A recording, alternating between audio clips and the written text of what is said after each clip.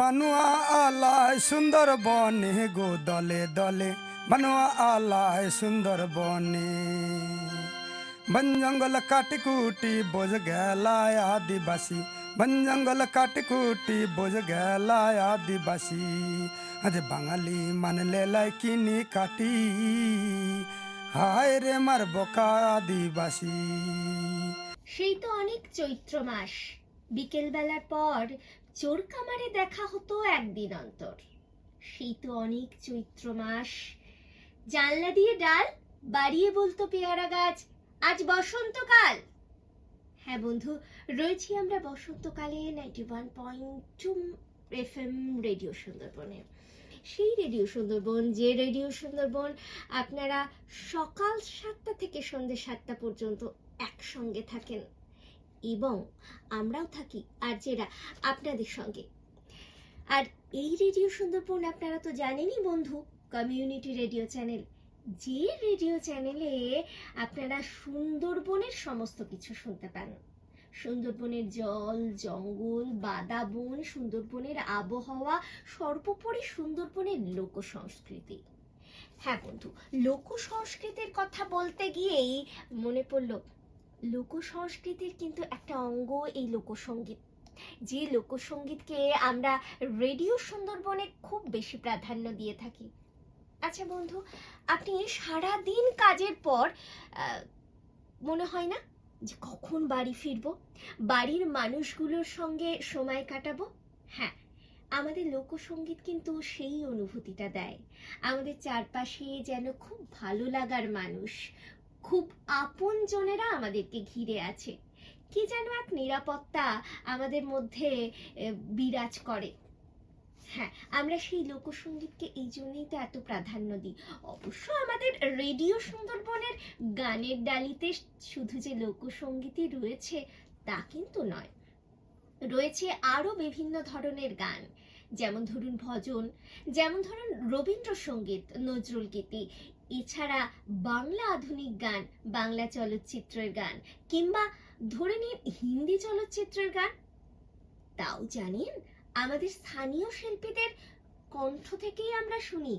অবশ্য জনপ্রিয় শিল্পীদের কণ্ঠেও আমরা কিছু কিছু গান শুনে থাকি, কিন্তু স্থানীয় শিল্পীদের কণ্ঠে এই যে গান শোনা, এটা কিন্তু রেডিও সুন্দরবন একটা বড় কাজ করছে। হ্যাঁ, করছে এই কাজটা আমাদের শ্রোতা বন্ধুদের সঙ্গে এই সমস্ত স্থানীয় শিল্পীদের একটা সেতু বন্ধন গড়ে তুলছে রেডিও সুন্দরবন 91.2 FM। হ্যাঁ বন্ধু, এই 91.2 FM এ গান ছাড়াও কিন্তু আমরা আবৃত্তি শুনি, শুনি শ্রুতি নাটক, শুনি গল্প পাঠ। সেই গল্পেরও আবার বিভিন্ন ধরন আছে। গল্পগুলো রোমান্টিকও হতে পারে, আবার গল্পগুলো রহস্য রোমাঞ্চে ভরাও হতে পারে। জানেন, আমরা রেডিও সুন্দরবন সাসপেন্সের যখন গল্পগুলো শুনি, আমাদের গায়ের লোম কিন্তু খাড়া হয়ে ওঠে। আর বন্ধু, এই গল্প পাঠ, আবৃত্তি, শ্রুতি নাটক, গান, আমরা কি তাহলে খালি এন্টারটেইন করি? না বন্ধু, খালি এন্টারটেইনমেন্টের জায়গা কিন্তু এটা নয়। এছাড়াও কিন্তু রয়েছে বিভিন্ন গুরুত্বপূর্ণ আলোচনা। ধরুন পরিবেশ সচেতনতা বিষয়ক আলোচনা, ধরুন এই সুন্দরবনের বিভিন্ন সমস্যা, সেই নিয়ে আলোচনা, এবং এই সমস্যাগুলোর সমাধান নিয়েও আলোচনা কিন্তু হয়েছে। তাও কিন্তু আমরা একা আলোচনা করছি না, আলোচনা করছেন এই সমস্ত কর্মকাণ্ডে নিযুক্ত বিভিন্ন গুণী ব্যক্তিরা। তাদের আলোচনাকে আমরা রেকর্ডিং করে রেখেছি আমাদের শ্রোতা বন্ধুদের উদ্দেশ্যে। হ্যাঁ, এছাড়াও আমরা কিন্তু এই অঞ্চলের কোনো ঐতিহ্যগত স্থান, তার ধর্মীয়, সামাজিক বা সাংস্কৃতিক বিভিন্ন বিষয় নিয়েও আলোচনা করে থাকি।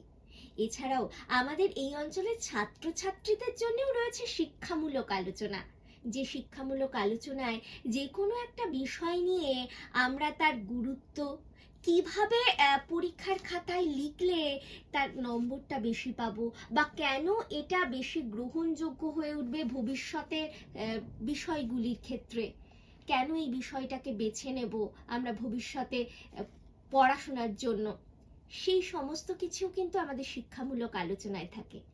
অবশ্য খালি এইটুকুতেই আমরা থেমে যাই না, আরও আলোচনা আছে। এই শিক্ষামূলক আলোচনার মধ্যেই আমাদের সরকারি কি কি প্রকল্প আছে বিদ্যালয়গুলোর জন্য বা ছাত্রছাত্রীদের জন্য, তার কি সুযোগ সুবিধা সুন্দরবন অঞ্চলের ছাত্রছাত্রীরা পাচ্ছে, বা কি অসুবিধাই বা হচ্ছে, সেগুলো কিন্তু আমরা জানি এই আলোচনার মাধ্যমে। হ্যাঁ, আরো অনেক আলোচনা আছে, যে আলোচনাগুলো এই একটুখানি সময় কি আপনাদের বলা যাবে। আপনারা থাকুন সবসময় রেডিও সুন্দরবনের সঙ্গে, 91.2 FM এর সঙ্গে। তাহলে কেবলমাত্র যে জরুরি কথা শুনতে পাবেন তা না, আপনাদের মন স্বাস্থ্য দুই কিন্তু ভীষণ ভালো থাকবে বন্ধু। আর এই কথা বলার মাঝে মাঝে গান শোনাটা তো কথা বলাটাকে আরো বেশি মোহময়ী করে তোলে। জানেন বন্ধু, আমরা কিন্তু সকালবেলার আলোচনায় এবং মাঝে মাঝে দুপুরবেলার আলোচনাতেও আমরা বিভিন্ন গুণী ব্যক্তিদের নিয়ে আলোচনা করে থাকি, যারা ওই দিনে জন্মগ্রহণ করেছেন অথবা মৃত্যুবরণ করেছেন। এছাড়াও ওই দিনের গুরুত্ব আমাদের ভারতের ইতিহাসে কি আছে সেটাও কিন্তু আমরা জেনে নিই। আর এই যে গুণী ব্যক্তিদের আলোচনা, এই আলোচনা কিন্তু আমাদেরকে একটা অনুপ্রেরণা দেয়, একটা উৎসাহ দেয় নতুন উদ্যমে নতুন গতিতে কাজ করার জন্য।